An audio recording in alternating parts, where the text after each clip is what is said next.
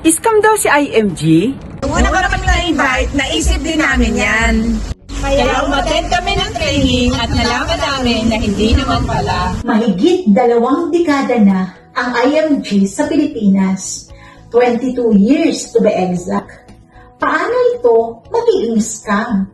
May mga iba't ibang opisina sa probinsya ang IMG, sa parte ng Luzon, Visayas at Mindanao. Of course, meron tayo sa iba't ibang parte ng Metro Manila. At meron din sa iba't ibang bansa at going worldwide. Kaya paano naging scam? Bakit si Senator Rapi Tulfo ay ambasador ni IMG? At si Corina Sanchez. Pati si Boy Abunda. May mga iba't ibang partners silang companies sa investment, katulad ng top mutual fund companies sa Pilipinas. Meron pang real estate partner, insurance, pati ang Palawan Express.